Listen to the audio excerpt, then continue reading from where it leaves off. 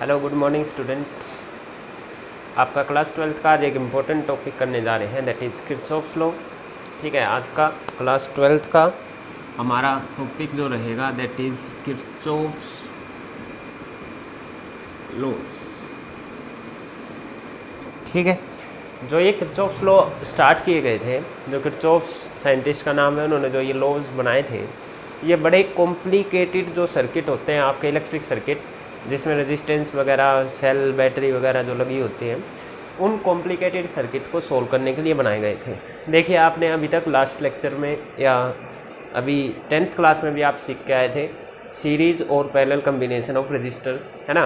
Series में कैसे resistances का नेट इक्विवेलेंट निकालते हैं, पैरेलल में कैसे इक्विवेलेंट निकाला जाता है, ये सीख के आए थे। पर अगर वही सर्किट एक दो इजी से रेजिस्टेंस लगे होते तो आप सोल्व कर लेते हैं, पर अगर बड़ा ज़्यादा कॉम्प्लिकेट सा सर्किट वो कर दिया जाए तो उसको सोल्व करना मुश्किल हो जाता है ना।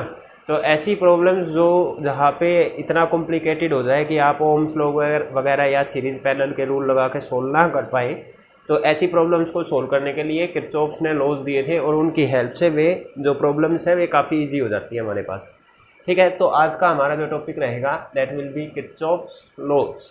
ठीक है, आज थोड़ा सा शोर आ रहा होगा वीडियो के अंदर, क्योंकि जिस टाइम मैं वीडियो बनाता हूँ उसी टाइम वाटर सप्लाई आ जाती है, तो इलेक्ट्रिक मोटर की ये आवाज़ है, उसकी वजह से कुछ शोर आ रहा होगा। ठीक है, तो उसको अवॉइड करना। और आज मैंने लोकेशन भी थोड़ा सा चेंज की है लाइटनिंग की वजह से, देखते हैं कैसा लोकेशन चेंज की है, तो आज थोड़ा सा मोबाइल जो है वो सेट नहीं हो पा रहा है। चलिए, तो किरचॉफ्स के आपके पास दो लॉ थे, पर मैंने जैसा कि बताया कि कॉम्प्लिकेटेड सर्किट को सोल्व करने के लिए किरचॉफ्स लॉ आया था, तो एक कॉम्प्लिकेटेड सर्किट देख लेते हैं। ठीक है, उसको ट्रेडिशनल जो आपका सीरीज़ पैरेलल वाला जो मेथड था उससे सोल्व करके देख लेते हैं, देखते हैं उसमें कितना टाइम लगता है। फिर हम किरचॉफ्स लॉ सीखेंगे और फिर देखेंगे किरचॉफ्स लॉ से वो कितना ईजिली सोल्व हो जाता है। ठीक है, तो आज एक बड़ा सा एक क्वेश्चन कर लेते हैं। उस क्वेश्चन को हम क्या करेंगे, पहले ट्रेडिशनल मेथड से सोल्व करेंगे and then we will go for Kirchhoff's law. तो अभी के लिए इसको एक बार रब कर रहा हूँ। ठीक है, हमारा क्वेश्चन क्या है, हमारे पास एक क्यूब है। ठीक है, क्यूब है जैसा कि ये क्यूब की जो हर एक साइड जो इसको दिखा रखी है वो इक्वल लेंथ की है, और हर एक साइड एक्चुअली में एक रेजिस्टेंस लगा हुआ है हर एक साइड पे। ठीक है, हर एक साइड को एक, जैसे मान लो मैंने ये साइड दिखाई है ना, तो ये साइड नहीं है, यहाँ पे एक रेजिस्टेंस लगा हुआ है। हर एक साइड आर रेजिस्टेंस की है आपके पास, हर साइड की कुछ लेंथ है और हर साइड का रेजिस्टेंस आर दे रखा है। तो उस रेजिस्टेंस को दिखा नहीं रखा, आप दिखाना चाहो तो दिखा सकते हैं, मैं साइड ही बना रहा हूँ जनरली। ठीक है, आप हर जगह ऐसा रेजिस्टेंस भी बना सकते हैं। तो इन्होंने क्या कर रखा है, हर एक साइड का रेजिस्टेंस आर दे रखा है, स्मॉल आर। तो इस तरीके से आपके पास एक क्यूब है, इस तरीके से आपके पास एक क्यूब है। ठीक है, ये हो गया ये क्यूब। क्यूब का आपको जो डायगोनल होती है, बॉडी डायगोनल, उसके अलोंग आपको इक्विवेलेंट रेजिस्टेंस निकालना है। बॉडी डायगोनल किसको बोलते हैं, जैसे आपका रूम है जैसे ये रूम है, तो रूम का वो ऊपर वाला कॉर्नर, तो उसके इधर सामने वाला नीचे वाला कॉर्नर, ये इस लाइन को मिला दिया जाए तो ये एक बॉडी डायगोनल बनती है। या फिर वो ऊपर वाला कॉर्नर और वो नीचे वाला कॉर्नर एक बॉडी डायगोनल बनाता है, या वो ऊपर वाला ये नीचे वाला, इस तरीके से। ठीक है, तो ये क्यूब है, इसका जैसे मान लो ये ऊपर वाला कॉर्नर, चाहे कोई सा भी ले लो, चाहे ये ऊपर वाला कॉर्नर और इसके इधर सामने नीचे वाला कॉर्नर, ये क्या बनाता है, बॉडी डायगोनल। तो इन्होंने कहा कि बॉडी डायगोनल के अलोंग आपको इसका इक्विवेलेंट रेजिस्टेंस निकालना है। इस लाइन का मतलब समझिए, बॉडी डायगोनल के अलोंग, ये कहने का मतलब है कि एक बैटरी लगी होगी, मतलब जो करंट सप्लाई है वो ऐसा बॉडी डायगोनल के अलोंग जा रही होगी। ठीक है, जो से भी 2 पॉइंट बॉडी डायगोनल के आप लोगे, इसके कहने का मतलब ये है कि करंट यहाँ से एक बॉडी डायगोनल से स्टार्ट हुआ है, एक साइड से स्टार्ट हुआ है, और उसके बॉडी डायगोनल जो अपोजिट एंड है वहाँ से करंट वापस आ रहा है बैटरी के पास, ये मतलब होता है।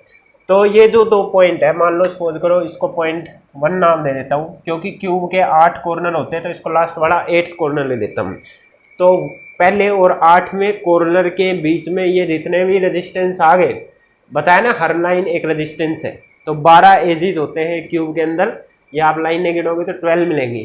ठीक है, 4 ऊपर 4 इधर, 4 पीछे 4 इधर 4 नीचे, तो 12 हो गई। ठीक है, तो आपके पास जो ये 12 कॉर्नर्स जो ये बने हैं आपके पास, इनमें हर एक का रेजिस्टेंस R है। अब वो सीरीज में है या पैरेलल में है वो आप खुद ही देख लीजिए, आपको दिख भी नहीं गया होगा, है ना। तो इसका इक्विवेलेंट रेजिस्टेंस निकालना है। आप क्या कर सकते हैं, सभी को R रेजिस्टेंस से भी रिप्लेस कर सकते हैं, कोई बड़ी बात नहीं। तो इस क्वेश्चन को हम पहले ट्रेडिशनल मेथड से सोल्व करेंगे, फिर हम आएंगे आपके पास किरचॉफ्स लॉ सीखेंगे और फिर किरचॉफ्स लॉ से इसको सोल्व करेंगे। तो क्वेश्चन में जरूरी नहीं बॉडी डायगोनल दे, वो किसी एज के अलोंग भी बोल सकते हैं। एज के अलोंग मतलब ये एक एज बोला जाता है 2 कॉर्नर को जो मिला है। ठीक है, तो आपके पास यहाँ और यहाँ से बैटरी लगा दो तब इक्विवेलेंट रेजिस्टेंस निकाल दो। ठीक है, आपका फेस डायगोनल भी बोल सकते हैं, यहाँ और यहाँ लगा दो या यहाँ लगा दो तब निकाल दो। इस तरीके से एक ही क्यूब के अंदर बहुत सारे क्वेश्चन बनाए जा सकते हैं। ठीक है, तो मैं इस क्वेश्चन को कराऊंगा और आप देखोगे थोड़े से लंबे स्टेप जाते हैं, तो ऐसा सोल्व करना आप प्रेफर नहीं करेंगे। ठीक है, यू विल प्रेफर जो हम किरचॉफ्स लॉ कराएंगे, आप किरचॉफ्स लॉ आपको ज़्यादा अच्छा लगेगा। ठीक है, तो पहले हम ट्रेडिशनल मेथड कर रहे हैं, एक बार मैं देख लेता हूँ वीडियो में यहाँ तक का दिख रहा है या नहीं। ओके, ठीक है। चलो, हमारा फर्स्ट स्टेप क्या रहेगा, इन सभी कॉर्नर्स के नाम दे लेते हैं। ठीक है, पहले इसका 1 नाम दे लिया, सपोज करो ये 2 है, ये 3 है, ये 4 है। ठीक है, ये आपके पास 5 है, ये 6 है, ये 7 है और ये 8 है। इस तरीके से आपने नाम दे लिया। ट्रेडिशनल मेथड हम करने जा रहे हैं। ओके, ठीक है, नाम दे लिया। अब देखिए ये इसका पॉजिटिव एंड है, तो यहाँ से कोई करंट चला होगा। सपोज करो आई करंट चला है, आई करंट गया है। ठीक है, अब ध्यान दीजिए हर एक साइड पे रेजिस्टेंसेस आपके पास बराबर है। ठीक है, रेजिस्टेंस आपके पास बराबर है। तो अभी मैं करंट वरंट इसमें कुछ नहीं बनाऊंगा, बस आपको समझना है खुद से कि करंट जैसे ही यहाँ से इस साइड पर फर्स्ट कॉर्नर पे पहुंचा, पहले कॉर्नर पे करंट जब पहुंचा तो इसको 3 रास्ते दिख रहे हैं। एक तो 1 से 2 की तरफ, एक 1 से 5 की तरफ, एक 1 से 4 की तरफ, 3 रास्ते मिले करंट को भाई। ठीक है, 3 रास्ते जब इस करंट को मिले हैं और तीनों रास्तों का रेजिस्टेंस सेम है, बता चुका हूं आपको, ये क्यूब है, इसकी हर एक साइड R रेजिस्टेंस से शो हो रही है। तो इस 5वीं में भी एक रेजिस्टेंस R शो कर सकते हो, इस पे भी एक रेजिस्टेंस R, हर एक पे रेजिस्टेंस बराबर है। अगर रेजिस्टेंस बराबर है तो मतलब कि करंट को रोकने की इन तीनों रास्तों के पास इक्वली पावर है, इक्वल रोकते हैं तीनों। तो अगर इक्वल रोकते हैं तो कोई सा ना ज़्यादा रोक रहा है ना कम रोक रहा है, तो हर एक में करंट इक्वली ही डिवाइड होएगा। ठीक है, तो आपके पास जो ये आई करंट आया था ये इधर भी उतना ही डिवाइड हो गया, इधर भी इतना डिवाइड हो गया, इधर भी इतना डिवाइड हो गया। ठीक है, अगर आप इसका डिवीजन लिखना चाहें तो इक्वल पार्ट में, तो आई के इक्वल 3 पार्ट करोगे तो I/3 इधर, I/3 इधर, I/3 इधर, वो लिखने की जरूरत नहीं है क्योंकि आपको रेजिस्टेंस कैलकुलेट करने, करंट से आपको यहाँ पे कोई मतलब नहीं है। ठीक है, इस वाले जो ट्रेडिशनल मेथड था सीरीज पैरेलल वाला, उसमें आपको करंट से कोई मतलब नहीं है। ठीक है, आपको तो रेजिस्टेंस निकालना है तो उनकी सीरीज पैरेलल देखनी है बस। ओके, तो वहाँ पे सीरीज कनेक्शन उसको बोलते थे जिसमें करंट सेम हो, और पैरेलल कनेक्शन उसको बोलते थे जिसमें करंट डिफरेंट हो। ठीक है, ओके, तो यहाँ पे करंट डिवीजन हो गया, डिवाइड हो गया, तो वैसे पता चल रहा है आपको ये पैरेलल में है, पर अभी और भी कॉम्प्लिकेट होने वाला है। ठीक है, देखिए जैसे ही करंट इस दूसरे कॉर्नर पे पहुंचा तो इसको 2 रास्ते मिले, एक तो 2 से 3 की तरफ, एक 2 से 6 की तरफ, तो इन 2 पार्ट्स में करंट डिवाइड हो गया। ठीक है, 2 नंबर कॉर्नर पे, ये इंपॉर्टेंट लाइन है, 1 नंबर कॉर्नर पे जो करंट है वो 3 पार्ट्स में डिवाइड हुआ। करंट के 3 रास्ते बड़े, मतलब कि वे तीनों पैरेलल में होंगे। जो भी रेजिस्टेंसेज में ये गया है 3 रास्ते, वे तीनों रास्ते पैरेलल में। करंट जहां पर भी डिवाइड होता है उनको पैरेलल कनेक्शन बोलते हैं ना, इतना सीख के आए हम।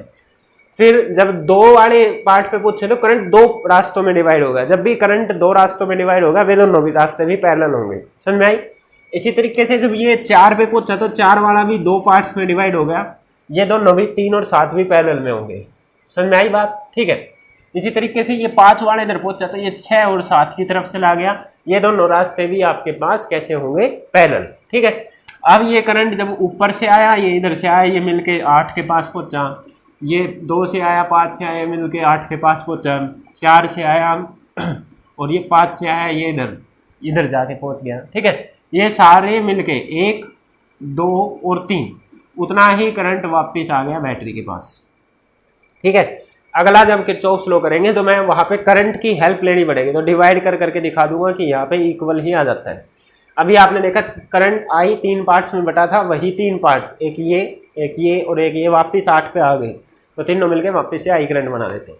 हमको यहाँ पे करंट से कोई मतलब नहीं है, बस आपको ये देखना है कहाँ कितने पार्ट्स में करंट डिवाइड हो रहा है, क्योंकि अभी मैं ट्रेडिशनल मेथड अप्लाई करने जा रहा हूँ। ठीक है, अब मैं क्या कर रहा हूँ इसी क्यूब का मैं इक्विवेलेंट सर्किट बनाने जा रहा हूँ। ठीक है, इसका मतलब कि इसको विजुलाइज कर रहा हूँ कि हो क्या कह रहा है। अब जो लाइनें बोली है ना, बस वो करते जाना है आपको। ठीक है, अब देखिए जो आपका फर्स्ट पॉइंट था वहां से 3 रास्ते बने थे, समझ में आई। फर्स्ट पॉइंट से करंट 3 पार्ट में डिवाइड हुआ था, एक पार्ट 2 की तरफ जाता था, एक 5 की तरफ, एक 4 की तरफ। तो ऐसा ही बनाते जाए, जो लैंग्वेज उधर बोली थी वैसे ही बनाते जाए। आपके पास ये फर्स्ट पार्ट है। ठीक है, यहां से 3 रास्ते बने थे, ऐसा ही बोला गया है, यहां से 3 रास्ते बने थे, एक रास्ता ये, एक रास्ता ये और एक रास्ता ये चला गया इधर। ठीक है, थोड़ा सा मैं इसको खुला खुला बना देता हूँ क्योंकि आगे भी थोड़ा सा रास्ते बनेंगे आप तो इसका इक्विवेलेंट सर्किट मैं बना रहा हूँ। फिर से ये पॉइंट 1 है, यहाँ से एक रास्ता ये गया, यहाँ से एक रास्ता ये गया और यहाँ से एक रास्ता ये चला गया। ठीक है, एक से एक रास्ता तो 2 की तरफ गया था, तो ये पॉइंट मैं मान लेता हूँ 2 है। एक से एक रास्ता आपके 4 की तरफ गया था, तो ये मान लिया मैंने। एक रास्ता आपके पास 5 की तरफ गया था और एक 4 की तरफ, तो एक 4 मान लो, एक 5 मान लो, कोई से को भी 4th और कोई से को भी 5th मान सकते हैं, वो कोई दिक्कत नहीं है। ठीक है, हो गया इतना। फिर आगे मेरे को बताओ 2 के पास जाने के बाद क्या हुआ। जैसे ही करंट 1 से 2 के बाद गया, वहां से 2 रास्ते खुल गए। 2 रास्ते खुल गए तो जैसे इधर 3 रास्ते खुले थे तो 3 बना दिए थे आपने, ऐसे ही 2 रास्ते खुल गए तो आप 2 पार्ट बना दीजिए। यहाँ से ये बना दिए 2 पार्ट। ऐसे ही 5 पर जाकर भी 2 रास्ते बन गए थे। अच्छा, 2 वाला किधर किधर गया है, 2 वाला एक तो 6 की तरफ गया है, एक 3 की तरफ गया। 2 वाला एक तो 6 की तरफ गया है भाई, एक आपके पास 3 की तरफ गया है। ठीक है, 5 वाला भी 2 पार्ट में गया, एक 6 की तरफ गया, एक 7 की तरफ गया। 5 वाले के भी 2 रेजिस्टेंसेस बने, 2 रेजिस्टेंसेस बने, एक 6 की तरफ गया है, एक आपके पास 7 की तरफ गया है। ठीक है, ऐसे ही आपके पास 4th वाले के भी 2 पार्ट बने, एक 7th की तरफ गया है, एक 3rd की तरफ गया इसके भी 2 पार्ट बने ऐसे, एक 7th की तरफ गया है, एक 3rd की तरफ गया है। ठीक है, ऐसा हो गया।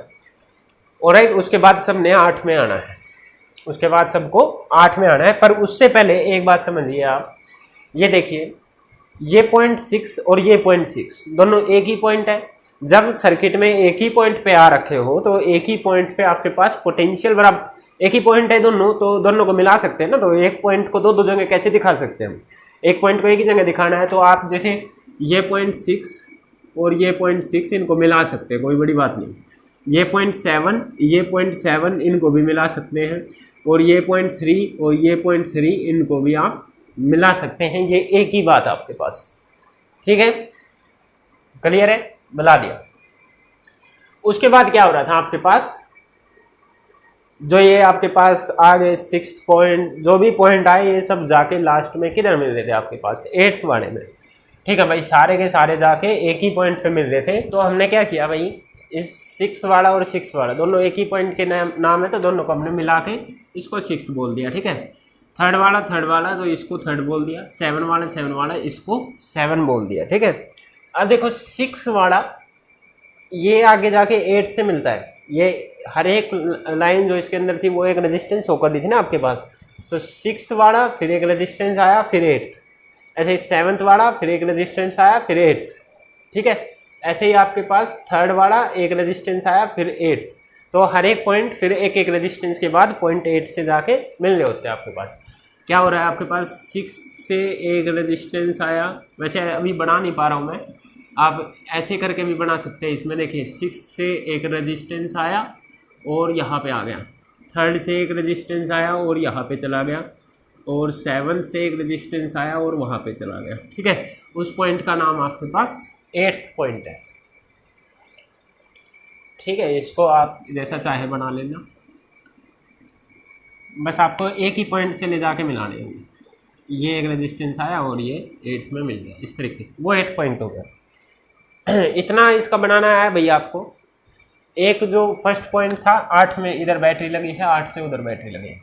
फर्स्ट वाला जो करंट 1 से आया था वो 3 पार्ट में डिवाइड हो गया, तो आपने 3 रेजिस्टेंस दिखा दिए। फिर 2 वाले से 2 पार्ट में डिवाइड हुआ, 4 वाले से 2 पार्ट में डिवाइड हुआ, 5 वाले से 2 पार्ट में डिवाइड हुआ, तो ये दो रास्ते वहाँ से बना दिए। ठीक है, फिर आपने देखा कि ये तो 6 पॉइंट है, ये भी 6 पॉइंट है, तो दोनों दो पॉइंट अलग अलग जगह पे क्यों दिखा रहे हो, एक ही जगह पे दिखा दो। ठीक है, ऐसे 3 वाला 7 वाला ऐसे दिखाया, और फिर लास्ट में मेरे एक रेजिस्टेंस के बाद 8 से जुड़े थे वो दिखा दिया। ओके, इतना हो गया।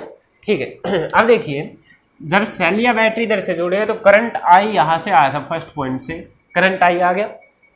करंट आई इक्वल पार्ट्स में गया, इधर इधर और इधर चला गया था। अब इस वाले करंट को भी उतना ही रेजिस्टेंस मिला, इस वाले करंट को भी उतना ही रेजिस्टेंस मिला। ये देखिए सिमेट्री बन रही है एक तरीके से। जो इधर इस बीच वाले हिस्से को छोड़ो, जो लेफ्ट वाला है और वो राइट वाला एक जैसा है। ये देखिए 8वां पॉइंट, इधर पहला पॉइंट, ऊपर जाके एक रेजिस्टेंस, ऊपर जाके एक रेजिस्टेंस, बिल्कुल बीच में एक रेजिस्टेंस, बिल्कुल बीच में एक रेजिस्टेंस, नीचे एक रेजिस्टेंस, नीचे एक रेजिस्टेंस। तो अगर बीच वाले हिस्से को छोड़ो तो लेफ्ट और राइट एक जैसा बन रहा है आपके पास। ठीक है, बन रहा है। ओके, अब देखिए करंट जब यहाँ से गया तो उसको एक आर रेजिस्टेंस मिला और कुछ वोल्टेज ड्रॉप आ गया होगा आई इंटू आर करके। करंट जब यहाँ से गया इसको भी उतना ही रेजिस्टेंस मिला और कुछ ड्रॉप आके यहाँ पहुँच गया। करंट जब उतना ही करंट इधर आया, उतना ही करंट इधर आया, उतना ही करंट आया, और तीनों को उतना रेजिस्टेंस मिला है। तो सेम करंट है, सेम रेजिस्टेंस मिल रहा है, तो वोल्टेज ड्रॉप का फॉर्मूला होता था current into resistance Ohm's law से, तो सेम ड्रॉप भी आएगा।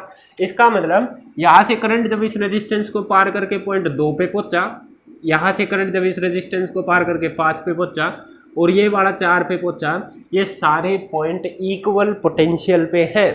ठीक है, क्या बोल रहा हूँ मैं, potential of points 2, 5 and 4 are equal, ये बात बोल रहा हूँ मैं। Potential of points 2, 5 and 4 are equal, क्योंकि सेम करंट है, सेम रेजिस्टेंस है, तो करंट इनटू रेजिस्टेंस भी हरदम सेम आएगा, तो वोल्टेज ड्रॉप सेम है।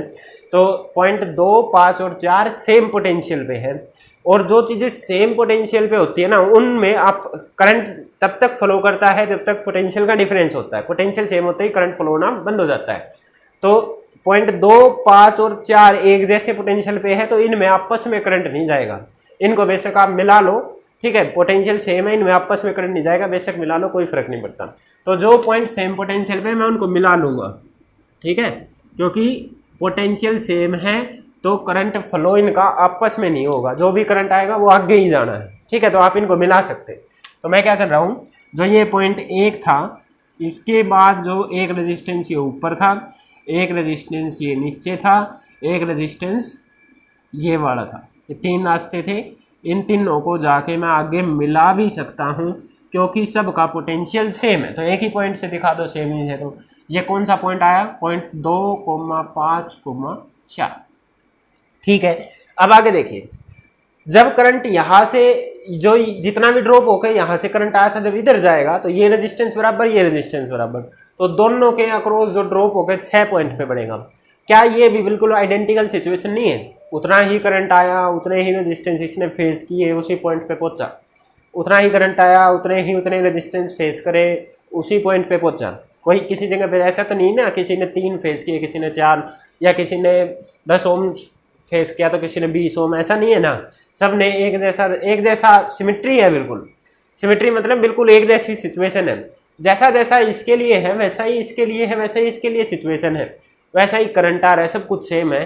तो यहाँ से ये पार करके जो 6 पॉइंट पे सिचुएशन बढ़ेगी, जो 3 पॉइंट पे सिचुएशन बननी है और जो 7 पॉइंट पे सिचुएशन बननी है, वो भी सेम होगी। तो आप बोल सकते हैं potential of points 3, 6 and 7 is also equal.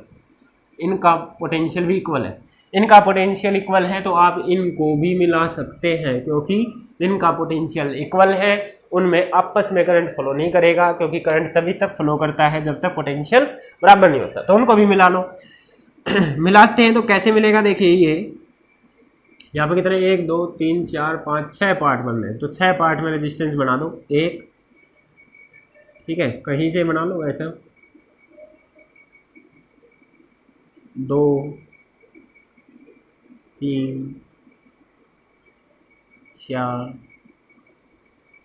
5 और 6, और इन सब पॉइंट्स को भी मिला दीजिए जाके। ठीक है, मिला दिया। ये कौन सा पॉइंट है, 3,6,7। ठीक है, ये पॉइंट हो गया। ओके, उसके बाद ये वाली सिचुएशन भी तो वैसी ही है जैसी ये थी। जो भी करंट आया सबको एक एक रेजिस्टेंस पार करके 8 पे जाना है, एक एक रेजिस्टेंस पार करके 8 पे जाना है, एक एक रेजिस्टेंस। तो बिल्कुल सिमेट्री ऐसा ही है। इस यहाँ पे उतना ही करंट आया, यहाँ पे उतना करंट आया, यहाँ पे उतना करंट आया, इसको भी उतना ही रेजिस्टेंस फॉलो करके उधर पहुँचना है, इसको भी इधर उधर उधर। तो सबका 8 पॉइंट के रिस्पेक्ट में इक्वल पोटेंशियल होगा। भाई इन सब का इक्वल है ना, तो 8 पॉइंट तो एक अकेला ही है, तो यहाँ से यहाँ तक का पोटेंशियल ड्रॉप। जैसे मान लो 8.10 के पोटेंशियल पे, ये 2 के पोटेंशियल पे, तो आप बोल रहे हैं 0.6 7 और ये तो 2 के पोटेंशियल पे है। तो पोटेंशियल डिफरेंस कितने का हो गया, 10 घटा 2 8 का, 10 घटा 2 8 का, 10 घटा 2 8 का, सब जगह 8 8 का ही तो पोटेंशियल है, बराबर है। तो उन वे सारे पोटेंशियल भी बराबर है, तो आप उनको भी मिला सकते हैं। एक रेजिस्टेंस ये, एक रेजिस्टेंस ये, एक रेजिस्टेंस ये, और इनको आपने नंबर 8 पॉइंट से मिला दिया। ठीक है, देख लेता हूँ वीडियो में वहाँ तक का दिख रहा है या नहीं।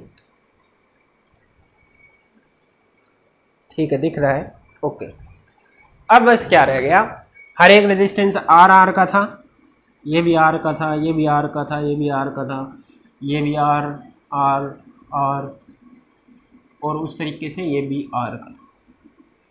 बस अब क्या रह गया, अब तो सोल्व करना आता है, सभी को दिख रहा है। यहाँ से करंट आएगा, 3 पार्ट्स में बटेगा, तो ये तीनों पैरेलल में। फिर यहाँ से करंट गया, इन 6 पार्ट्स में डिवाइड हुआ, ये सब पैरेलल में। ठीक है, ये सब पैरेलल में। तो इसको कैसे बना सकते हैं, इन 3 का सोल्व करके आप एक रेजिस्टेंस लगाओगे। ये पॉइंट 1 था, ये पॉइंट आपके पास 2,5,7 आ जाएगा।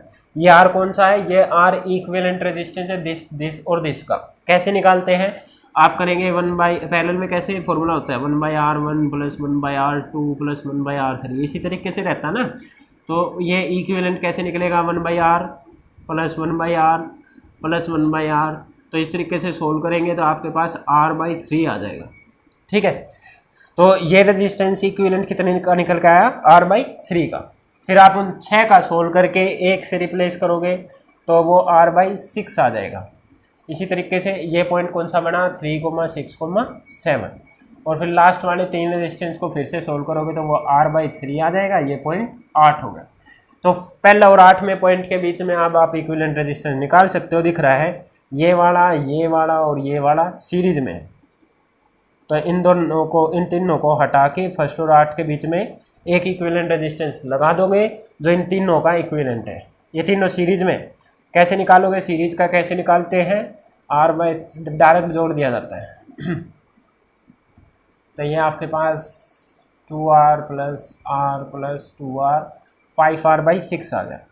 तो फर्स्ट और 8 के बीच में आपके पास जो इक्विवेलेंट आया रेजिस्टेंस वो आया 5R/6। ये याद रखना है आपको फॉर्मूला। कोई भी क्यूब होगा, मान लो हर एक का रेजिस्टेंस 10 ओम है, तो बस यहाँ पे 10 से गुणा कर देना, आंसर आ जाएगा।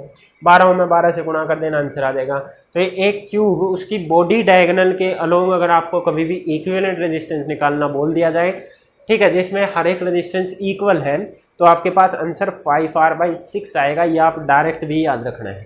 ठीक है, ये आपको डायरेक्ट भी याद रखना है। तो आई होप ये आपको समझ में आ गया होगा। अब देखिए, आपके पास इतना बड़ा प्रोसीजर हमने किया है इसके अंदर, इसको जब हम किरचॉफ्स लॉ से जाके करेंगे तो ये बड़ा सा इजी बन जाएगा हमारे पास। ठीक है, alright, okay, so let's go for the Kirchhoff's law.